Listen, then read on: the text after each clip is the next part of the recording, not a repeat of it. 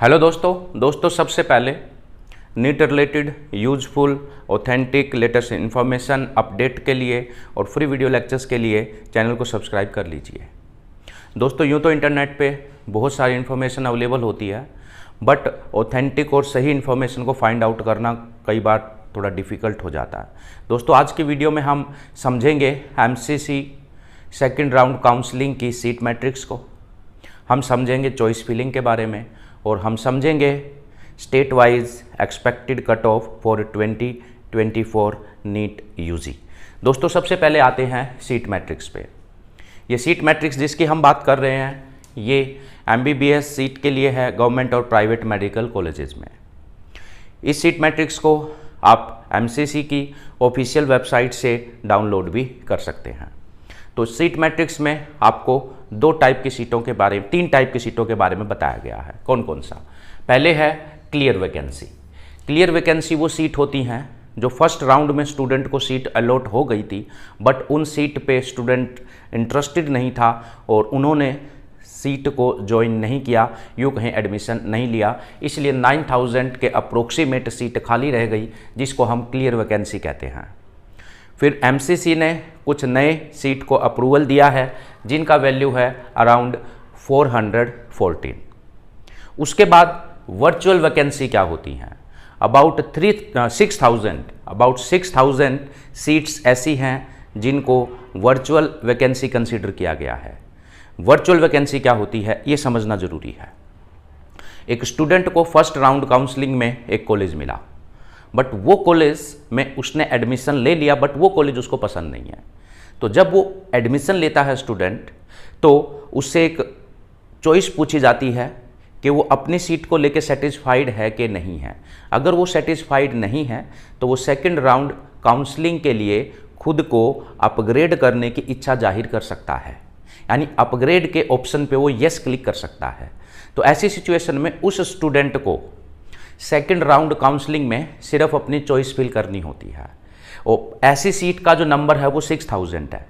अब मैं ये कहूँ कि राउंड 2 के लिए 15000 सीट अवेलेबल हैं, तो ये बात बिल्कुल गलत है, क्योंकि ये जो 6000 सीट हैं ये तो ऑलरेडी बुक हैं।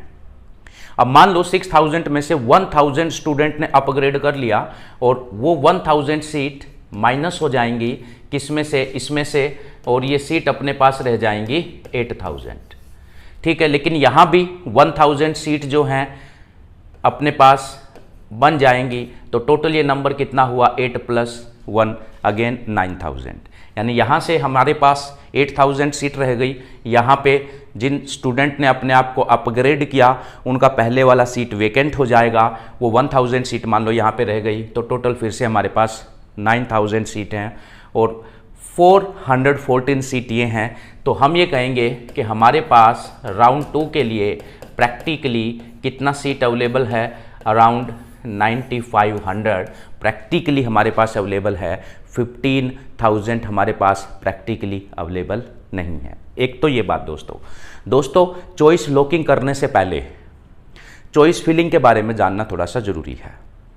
आपको क्या करना है? आपका जो भी रैंक है उस रैंक से नीचे के रैंक पे जो कॉलेज मिले हुए हैं वो कॉलेज हालांकि मिलना आपको मुश्किल है, तो आपने सबसे पहले 50 चॉइस वो फिल करनी है जो हाइपोथेटिकल हैं। 50 चॉइस वो फिल करनी है जो हाइपोथेटिकल हैं सबसे पहले। तो अब जो हाइपोथेटिकल चॉइस हैं इनमें से हालांकि चांस बहुत कम है, बट कई बार किस्मत काम कर जाती है। तो 50 चॉइस तो आपको वो फिल करनी है बड़े अच्छे बेहतरीन कॉलेजेस में जो थोड़ा हाइपोथेटिकल हैं। अब बहुत ज़्यादा हाइपोथेटिकल भी नहीं होना है, थोड़ा सा सोच समझ के।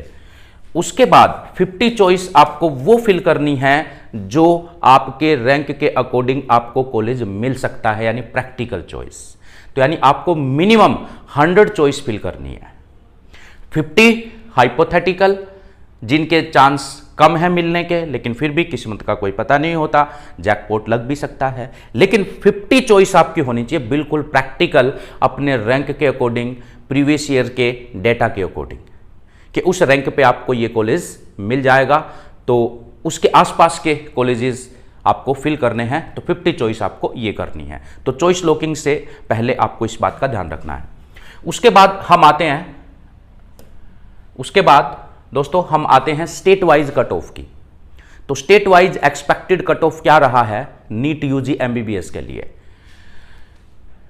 नागालैंड 400 मार्क्स जिसके हैं, क्योंकि नॉर्थ ईस्ट स्टेट में बहुत कम बच्चे जाना पसंद करते हैं और वहाँ पे कंपटीशन का लेवल भी थोड़ा कम होता है। उड़ीसा 630 मार्क्स के आसपास, पंजाब 620 के आसपास, राजस्थान 660 से 670 के आसपास, तमिलनाडु 620 के आसपास, तेलंगाना 550 के आसपास, क्योंकि यहाँ पे बहुत सारे मेडिकल कॉलेजेस हैं, त्रिपुरा 590 के आसपास, अगेन ए नॉर्थ ईस्ट स्टेट, यूपी 640 के आसपास, उत्तराखंड 630 के आसपास,